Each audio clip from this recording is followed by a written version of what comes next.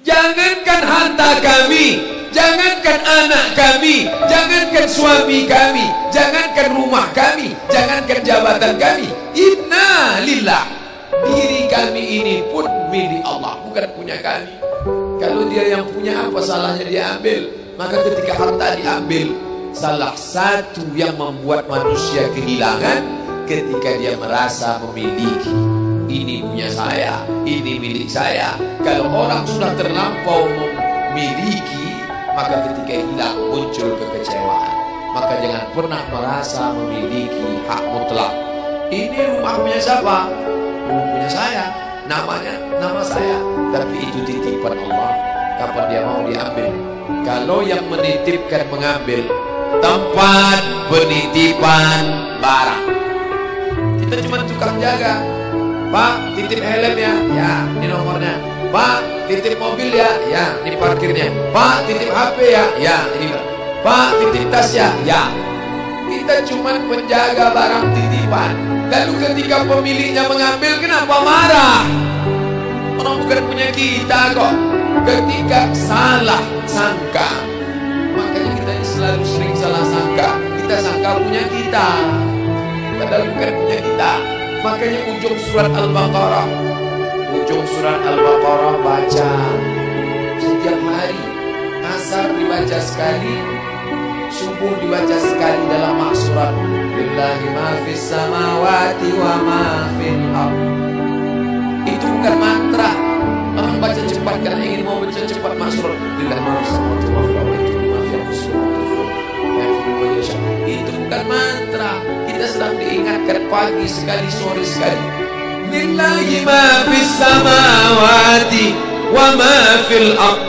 Apa yang di langit, apa yang di bumi, lillah, bukan punya kamu. Kenapa? Kalau sampai kita katakan punya kita, lalu ketika dia hilang, kita stres, kita depresi. Orang yang kehilangan anak, dia tidak sedih. Kenapa? Karena itu pergi duluan, nanti dia akan menyusul belakang. Suami kehilangan istri, dia tak sedih. Kenapa? Karena sudah dibawa ganti yang baru, Pak Ustaz. Bukan. Dia tak sedih, kenapa? Karena dia tahu nanti saya akan berjumpa dengan dia di tempat yang lebih kekal abadi. Sekarang kalau saya hidup sama-sama dia, dia tua, dia keriput, dia sakit, dia mati. Nanti saya berjumpa lagi dengan dia. Di mana? Di tempat kekal abadi yang tak pernah sakit, tak pernah mati. La yadkhulul jannata ajuzun. Nenek-nenek tak masuk surga. Menangislah si nenek tadi begitu jumpa dengan Nabi. Kamu kenapa nangis? Kata Nabi. Ya Rasulullah, aku tersinggung ucapanmu. Kau bilang nenek-nenek tak masuk surga. Kata Nabi, memang tak ada orang tua di surga. Kalau begitu aku tak masuk surga. Kamu masuk. Terus nanti kamu masuk, kamu jadi muda lagi. Orang di surga itu umurnya 30, 33, 30, 31, 32, 33. Kenapa umur itu? Kalau nenek-nenek masuk surga, di dalam surga banyak kenikmatan. Sedang di surga, di dunia dia tak bisa pergi hari raya ke rumah orang, makanannya kacang tauhid. Umur 70 mau makan apa? Makanya orang masuk surga umur 30, 31, 32, 33. Kenapa? Itulah usia yang bisa menikmati. Oh, jadi maknanya bukan orang tua tak masuk surga. Jadi ketika orang melihat pasangan saya mendahului saya, karena Allah lebih sayang, dia pergi ke tempat yang lebih sayang daripada kita. Orang menangis tak berhenti, dia menganggap dia pergi, oh dimakan cacing tanah dia. Padahal dia sudah pergi ke tempat yang lebih sayang daripada kita. Kita sayang, tapi sayang kita temporer. Ibu sayang pada anaknya, berapa jam dia bisa sayang? Pergi dia bekerja, dia tinggalkan. Pulang dia bekerja, dia tidur, dia lupa. Berapa banyak anak-anak masuk ke tempat air panas gara-gara orang tua lupa menjaga, teledor.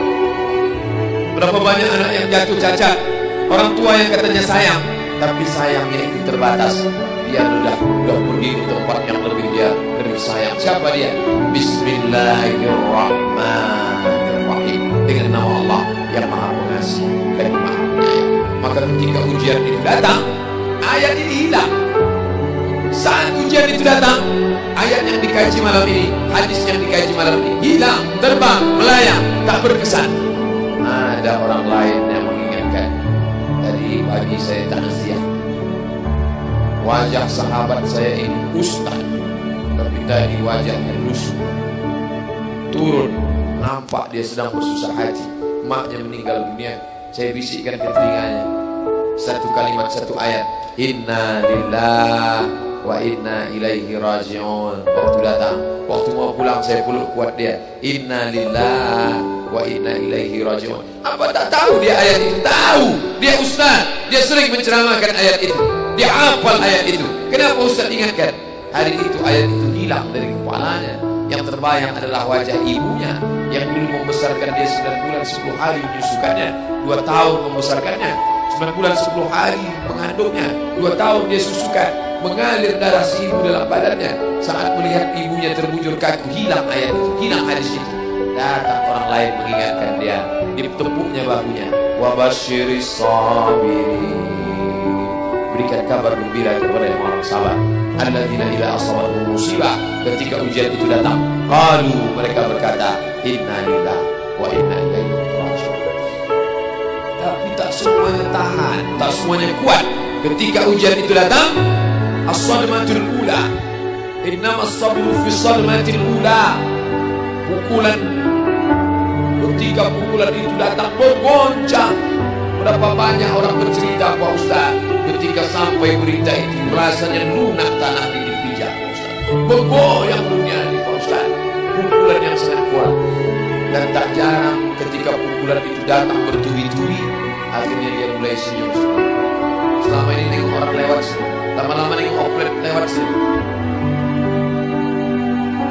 Apa yang dimuliakan Allah Subhanahu wa Ta'ala? Apa maknanya?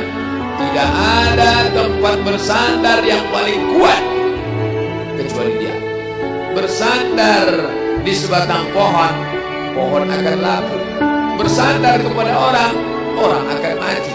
Bersandar kepada dia, hayyun la yamut, dia yang hidup tidak akan mati terus selama. Ya hayyu ya qayyum, ya bani as-samawati wal ard, ya zal jalali wal ikram, ya fa'ilun lima yurid, ya man arada amran, innama amruhu idza arada syai'an ay yaqula lahu kun. Maka berserahlah kepada dia. Makanya selesai sholat tadi kita diajak imam berserah kepada dia.